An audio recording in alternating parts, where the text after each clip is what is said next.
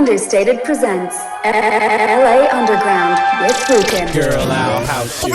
Say what? LA Underground. Now give me something to dance to. Understated LA. This is only the beginning. Clever the way everything blends together. And my sound's way down by the underground. LA Underground avec Roukin.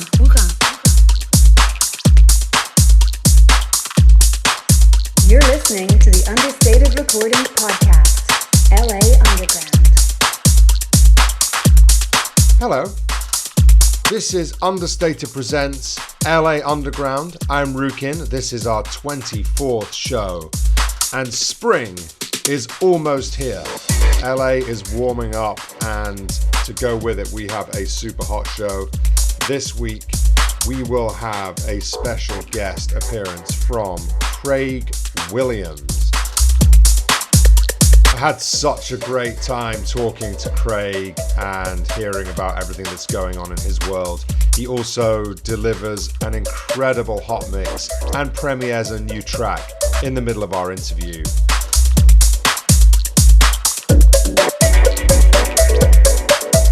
But right now, it's time to get into the regular feature on our show of premiering some music from the label. The first track this week is from a friend of the label and 900 block resident in downtown LA. This is from Michael Pham, and this track is forthcoming on Understated. It's called Float.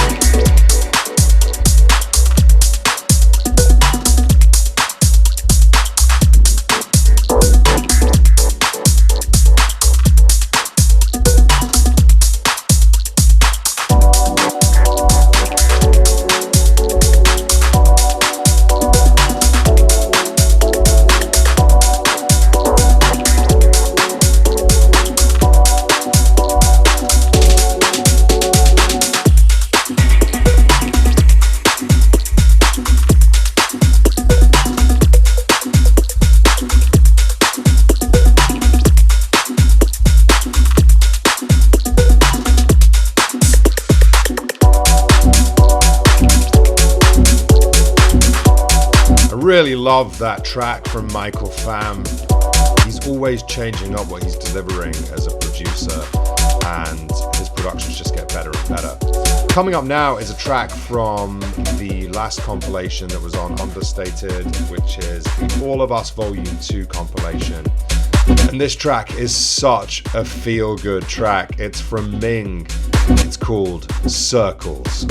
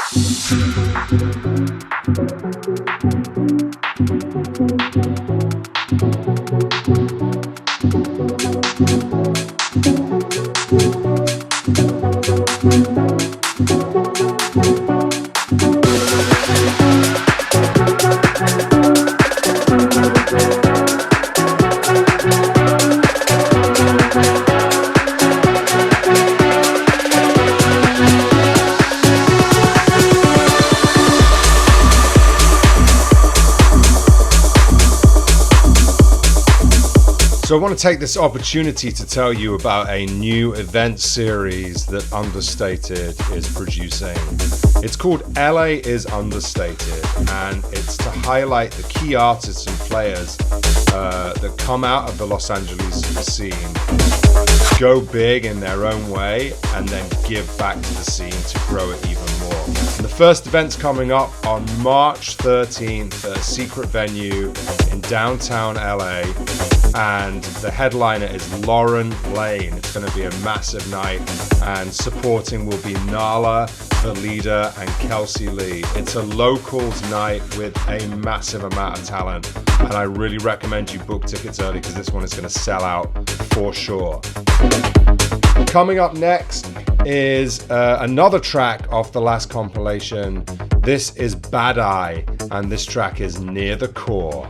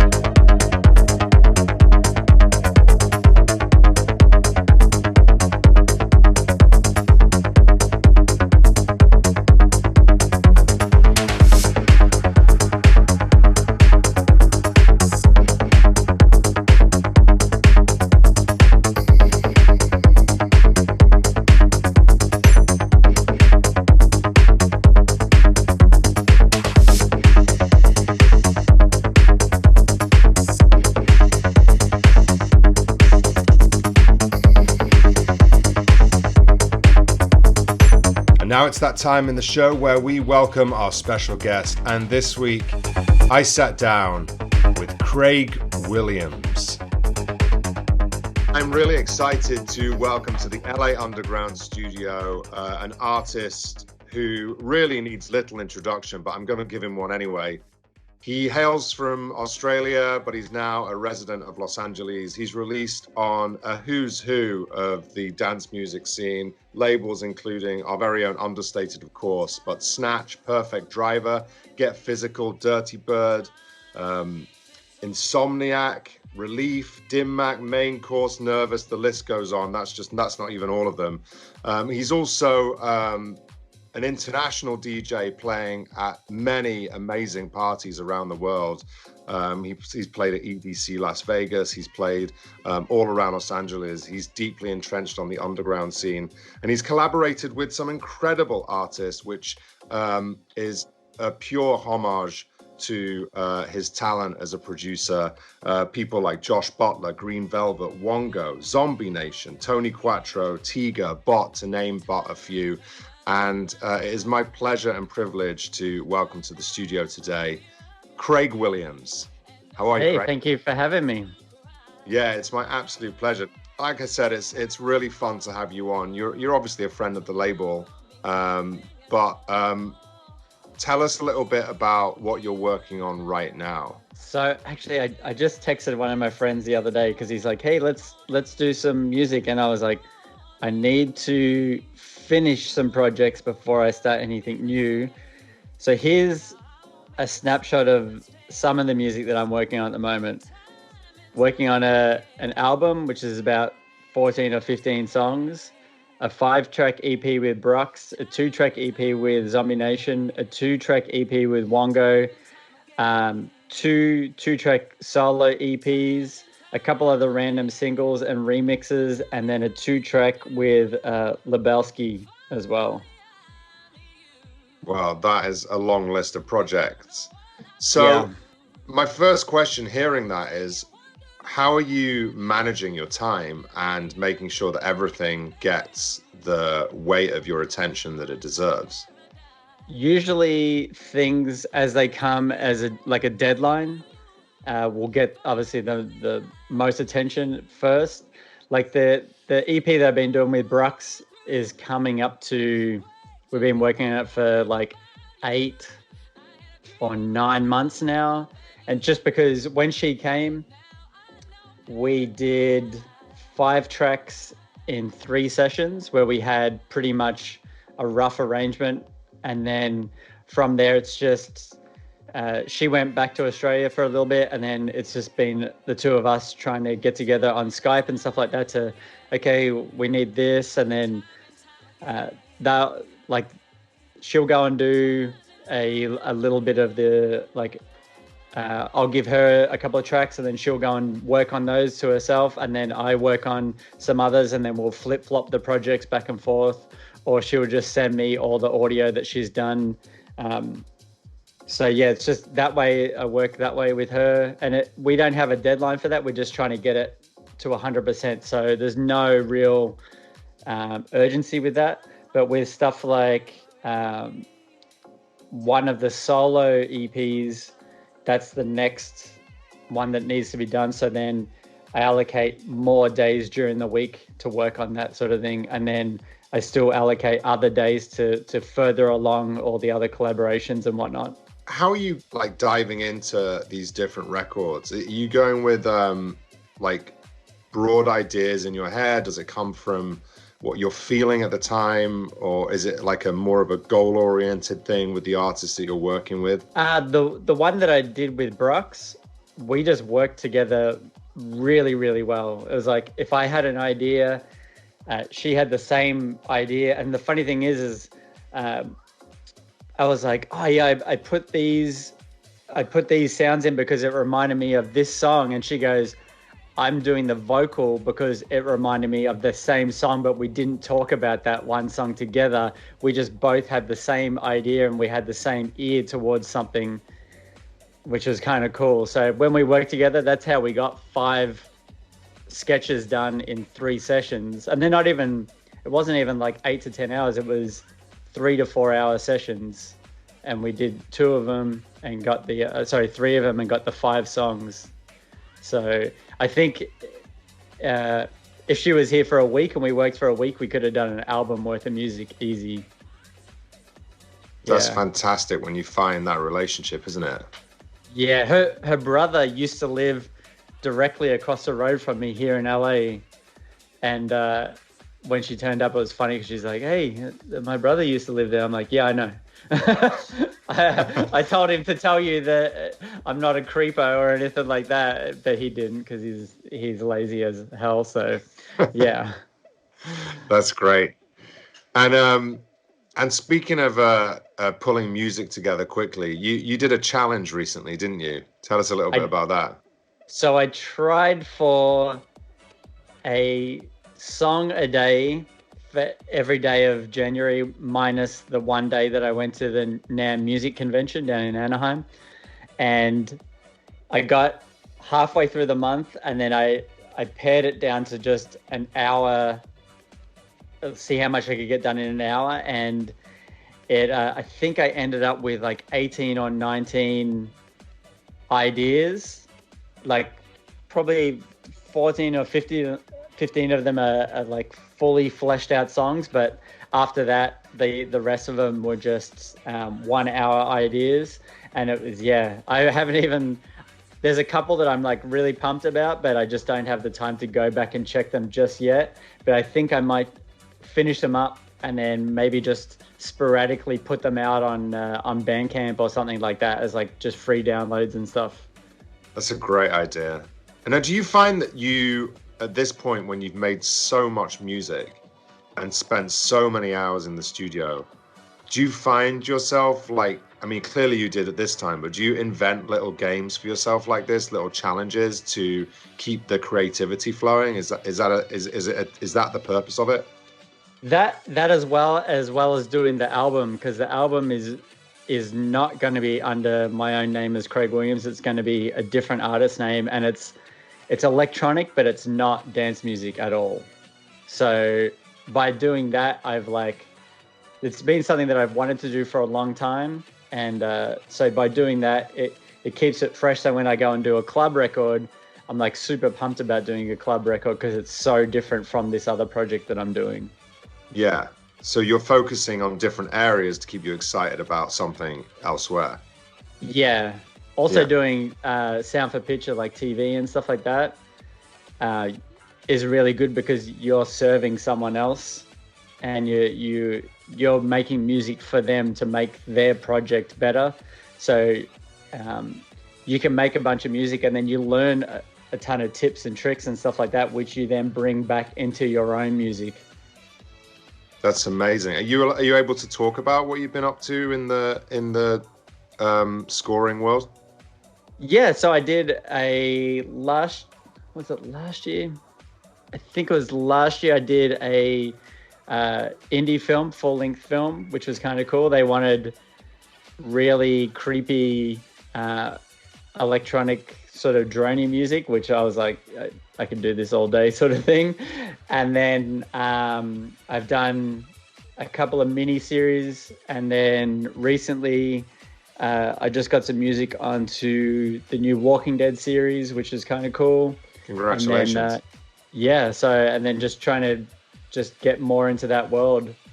If I can get paid to sit in the studio and make cool music, I'm a happy person. Yeah, that's fantastic. I recently I wrote the theme tune to a friend's podcast, and I found it really intimidating, like the idea of it, because when you're serving up somebody else's idea, there's like a different pressure that comes with it, right? Yeah, you just need to. Well, what I found is you just go with your gut, and the cool thing is you have those checks and balances where someone else can go, I don't like that, and you're like, okay, cool, that's cool, and you don't. It's not that the song you made is bad. It's that it may not fit the project that they have. It's the same with writing music for TV and film. Like, your song might not be bad. It just doesn't fit that scene, and something else better can fit that scene.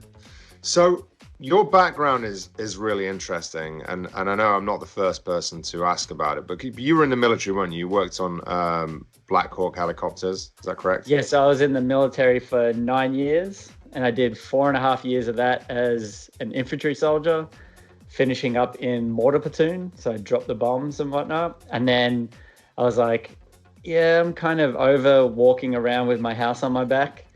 And I thought, yeah, let's give this other job a go. So I tried out for Black Hawks. I tried out for helicopters in general, and got in and went to Black Hawks and did that for 4.5 years. And then after I got out of that, I became a rescue crewman on the ambulance helicopter as a civilian, but I worked for the ambulance on their helicopter. So yeah, lots of flying around the sky. It's incredible. It's such like a rich tapestry of experience. And I'm just curious, when you stop for a second, which I know you do rarely, but when you do and you kind of look back at those years, how does the collage look to you in your head? Like, what's that deviation like, that move into this completely new avenue of your life? I mean, I really like it. It was, I think, going from the military to the ambulance was like a good transition, because it kind of, okay, I'm not in the military anymore. If I don't want to shave to go to work, I don't have to shave. I can just come and do my job and be done, sort of thing. And it was really good. I've been really spoilt with working at the working on Black Hawks and then working for the ambulance. Is all the people that you work for are super professional and the best at what they do. So sometimes I have to kind of pull myself back, as when I work with people in music, if we say we're going to meet at this time and then they're like an hour, 2 hours late, I just have to go, yep, well, that's just the way it is, sort of thing. Whereas I'm like, okay, let's get it done. And I'm like a bit of a like militant, like that sort of thing. And that must be impacting your work rate in the studio. Like, that is helping, isn't it? That you stick to deadlines and you keep cranking and you get it done. Yeah, for the most part. I mean, you all get burnt out every now and then, so you just got to take a step back. But I think that helps me, especially keeping organized. I have like the way that I organize my sessions, and I have whiteboards with dates and everything, so I can keep track of where everything's going and everything like that. So yeah, it's definitely helped me, that's for sure. So let's jump back even further. I know you used to play bass guitar, right? Yeah. But before that, as a kid, how did music feature in your life, and what did it mean to you? So I have an older brother who used to listen to tons of music, and I kind of got shown a lot of stuff by him. And that's a lot of like, he grew up listening to like Guns N' Roses and Metallica and stuff. So I definitely am all about the heavier music. But yeah, like I remember we used to drive. We'd do like a big Christmas drive from where we lived in Victoria up to Queensland, which is over 2 days you would drive, and we had like cassette tapes of the Doors and stuff like that, and I'd put them on. I used to love that sort of stuff, but I mean, as parents being dorky as they are, there was also a bunch of like stuff that I did not want to listen to as well. Was there one album that I've got the one for me, like, I don't know why it sticks out, but I think it must have been like the cassette that works at one point during the summer, in the car. Yeah. But we listened to Graceland, but Paul Simon. Oh, yeah. You know that one? Well, that album, like, over and over and over again. It was that or Neil Diamond was a thing with my parents. Did you have one that your parents kept sticking on? I can't. The funny thing is like when we weren't doing the road trips, my dad used to just listen to talkback radio all the time. Oh, wow. And so now it's only just recently that I can start to listen to like a little bit of talkback, but I have to be into it. Like he would just have everything on. I'm just like, oh, come on, let's just play some music. Let's get it going a little bit more. But yeah. So when you were in the military, were you becoming aware of dance music at that point, or was it afterwards that it really hit you? It was before. It was before? Yeah, I used to work in a bakery, and one of the guys that I worked in the bakery with used to go to the raves all the time, and he would just he would have like a week off work and go to parties for a week, which was crazy. So then when he would come back, he would just have a huge pile of CDs. And it was funny, in the bakery that I worked at, we had this really shitty CD player, but then they jerry-rigged like 7 or 8 speakers up around the whole bakery. Fantastic. And then we would pull one down, put a bunch of dough into a bucket, and then hold the bucket over one of the speakers, and then that was like our sub to get like that sub vibe. And then he would just play all of these, like everything from super ravey 90s stuff to like drum and bass to like full techno, everything. He would just run that. You're the A-team of sound design right there. Yeah. It was hilarious because every now and then the dough would expand because of the yeast and everything in there. So you'd have to go and like punch the dough back down and put the bucket back over it again. That is fantastic. I'm starting to think of all sorts of punchlines for that. I think you should make a track about that bakery. That sounds awesome. And now you're in LA. How has that affected you musically? Do you feel like it's had an influence on you? For sure. Like everyone, like, I mean, you know what it's like. You go out here, you meet a bunch of people, and you just hear all the projects they're working on and everything, and it just gets you pumped to keep working on different stuff and exploring stuff.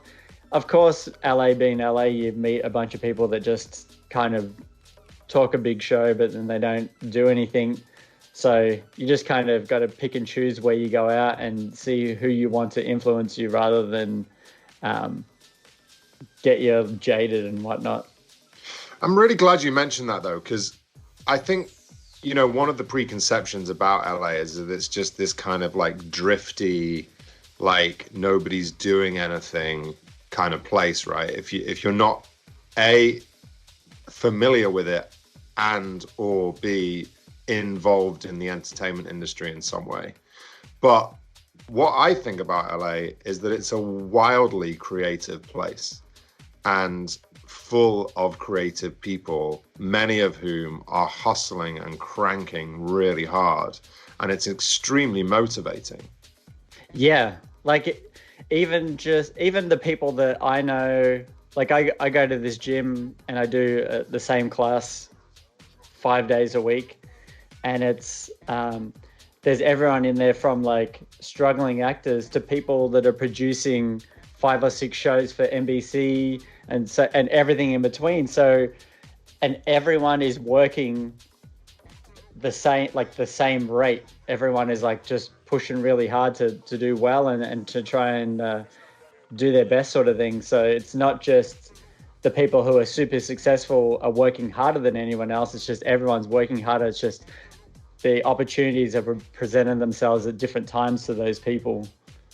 Exactly right. Speaking of moving around LA, when I mentioned that we were going to be getting you on the show and just, as you come up in conversation, it does seem that everybody knows who you are. And you are cranking away in the studio and working full time as a producer. And I'm curious to know whether you feel you've hit success at this point. And I know you're building all the time, who isn't? But what does success mean to you, and are you there yet? Definitely not there yet. I feel like I definitely have this. I've heard some people say, I'm not sure if this is a correct term, but it's like futurism, where it's hard for you to stop and see the success you have now, but you just keep looking forward to the next project, So sometimes you just got to it's good when if I take a holiday for like a week or whatnot and I go away, because then it's like, oh, and then you can kind of reflect on everything. But if I get a really good show or if I get booked at a festival or something, I'm not thinking about that festival. I'm thinking about the next thing beyond that every time, which can be good and bad. Good because it keeps you pushing, but bad because sometimes you just got to go, hey, this is really cool to do this thing or have this opportunity.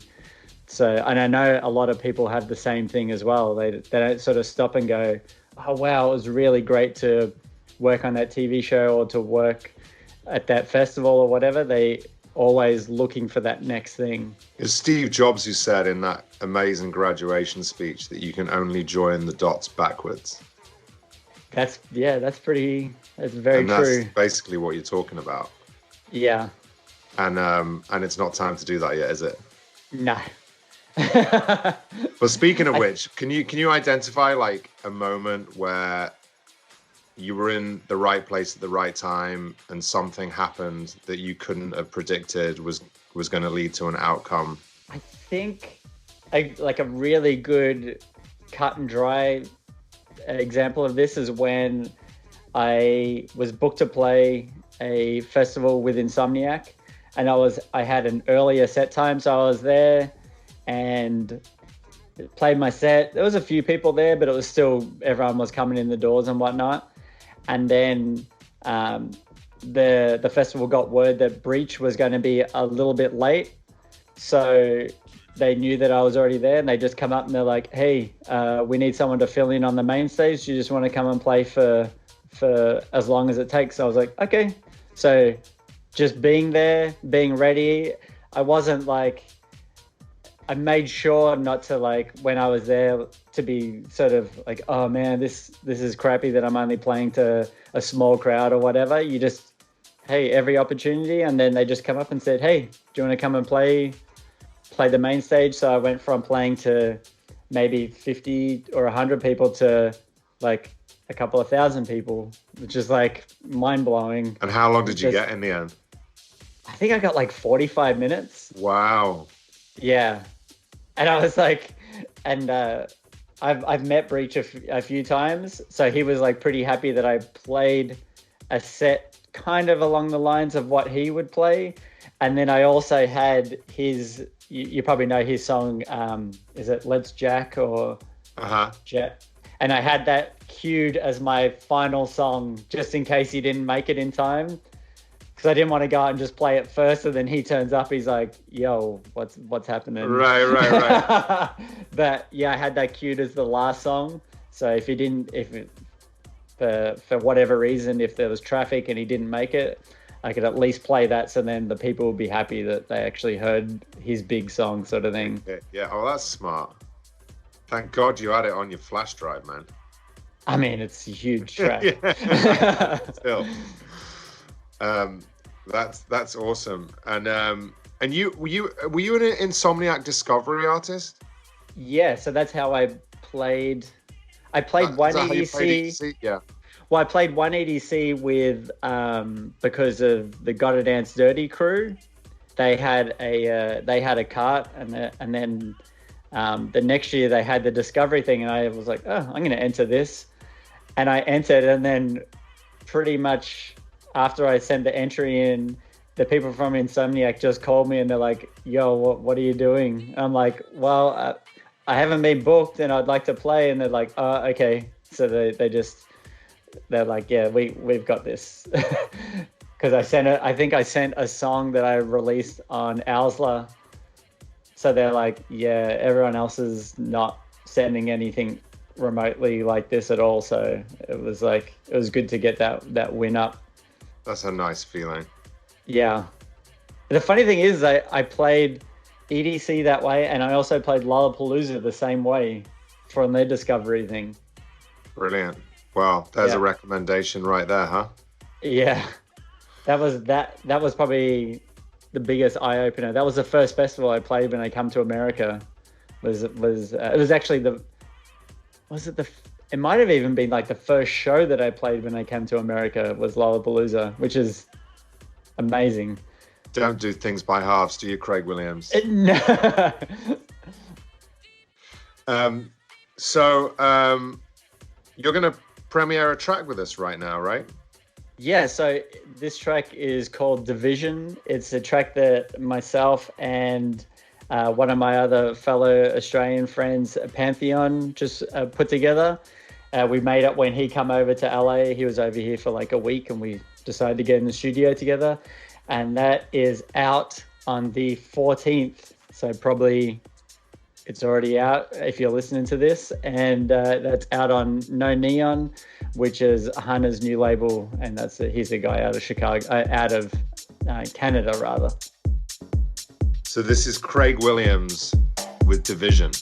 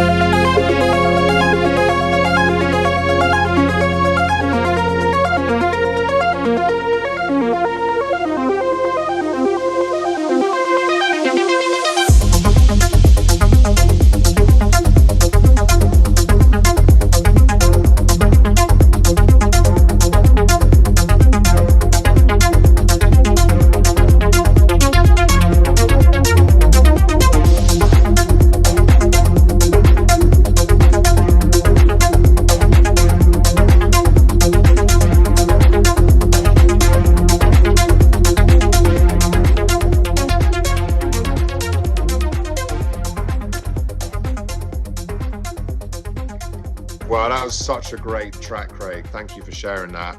And can you take us through how you layered that melody? It's really something. So when Pantheon was over, we were just sort of looking around the studio and we're looking at maybe a couple of bits of equipment we could use. And one of the main things that we wanted to use was I have a UP 2600 clone, and people who are not sort of familiar with synths, it's the same synth that they use to make the R2-D2 sounds. So Ben Burt made it back for Star Wars, and it's a phenomenal synth. And we just kind of got the arpeggiated line together, sent it to that, and then from there we kind of just built everything around that, and it came together pretty quickly. That's awesome. So 2020's just got going. What are you excited about this year? What's coming up? I have a pretty cool remix for Duke Dumont coming up. That's cool. Which you never really know. So, like, sometimes you don't really know where you are when you're working on music and if you're actually doing the right thing and stuff like that. So it's cool when you do a remix for someone who's so established as him, you send it and you get positive feedback straight away. It's like, okay, I'm on the right track and everything's coming together. So just stay the course type thing. Apart from that, let me look at the little board. You're so organized. I love it. Craig Williams is actually holding up his whiteboard right now. So I've got the track with No Neon that comes out this month. I have a 2-track EP with Kim Arn coming out on EU Abbott, and it's like a kind of a sister label to Turbo. It's the same label manager, but it's his new label. And of course, we just had a track from you two on Understated as well. Yeah, so Kim and I did eight songs together, and then we did them all for one label, and then the label was like, these are really good, but it's not quite for us. So now we're like, oh damn, we wrote them all for that in the vibe of that label. So now we're like having to piece them out and see which labels may gravitate to different ones. I have a 2-track for Boxer Cats in May, and then June or July would be another 2-track on EU Abbott. So yeah, a couple of things. That's exciting. And you've worked with Wongo before, of course, right? So Box of Cats is a natural place for you to go, right? He stays in our spare room every time he comes to the States. Is that right? Yeah, so if he doesn't put out my material, he will not be staying at my house. He's got nowhere to sleep. But the funny thing is like, I have a pretty nice studio, and then the room next door is our spare room. And I was working away, like, I have pretty big monitors, the Focal SM9s with a big sub, and I had a pretty decent level, like the loudness was pretty decent in the studio. And every now and then I'd just hear this like kind of rumble, and I'm like, what is that? And I'm playing it, and then it comes again. I'm like, what? I stop the music, and then I can just start to hear it, and I go into the spare room, and his snoring I can hear that over the top of the music. So of course I took a video of him snoring his ass off. Rude not to. So yeah, and then every like week to 2 weeks I send it to him. Well, I mean, you've heard it here first. If you want to get a really deep sleep, you have to go to Craig Williams' house. Yeah. That's how it goes. Now, I know you've got like a load of great analog kit in your house, but what's the one missing piece that you'd love to get your hands on right now? I would, yeah. There's a few bits and pieces. I would love. I'd love a monopoly. Yeah. A Korg monopoly. It's like There's not that many of them around in great shape, are there? No, you'd have to get it like. It was just made between, if I'm right, 80 to 84. Something right? like that. Yeah. and then maybe the new Moog, but the Behringer Moog, like the Behringer Model D, the dual with the keyboard and everything. I think that would be kind of cool. And then obviously a bunch of stuff from them, like the Cat, the Pro One, and the they've got another one. I can't think of it now, but yeah, they've got a bunch of stuff that would be cool to have in the studio. Well, I'm sure you're going to get everything you want, and I'm wishing you all the success for this year, Craig. And thanks so much for coming on the show. And coming up right after this interview, drifting its way in the background, is a hot mix from Craig as well. So thank you for doing that. No worries, thank you. And we'll be seeing you around LA. Well, I'll be seeing you around LA for sure. Good luck with everything. And right, for now, you. See ya. See ya.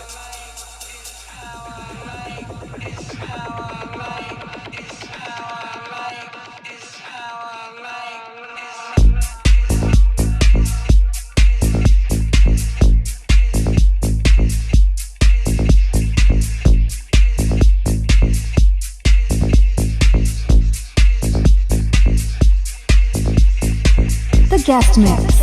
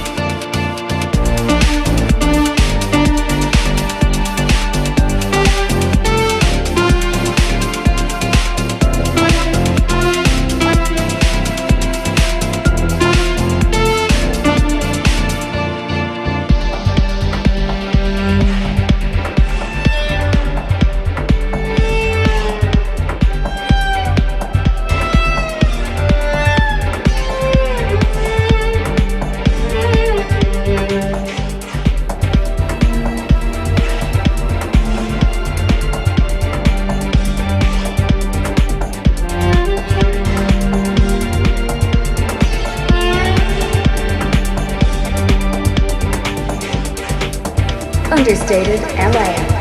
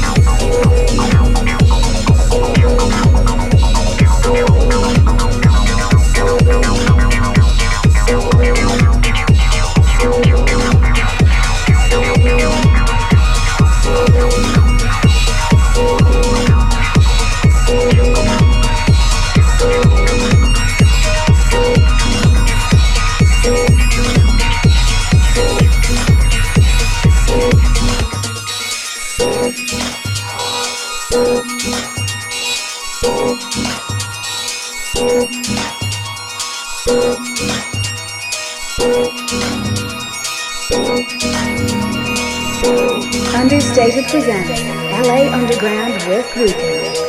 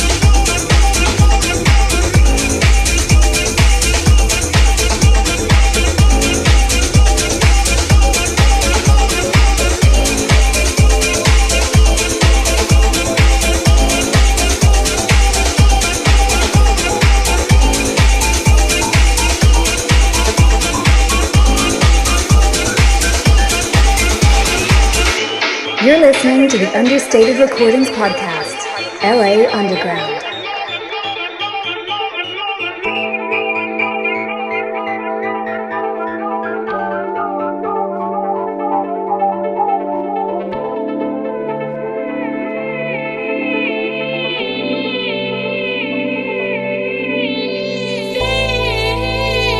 Feel the power.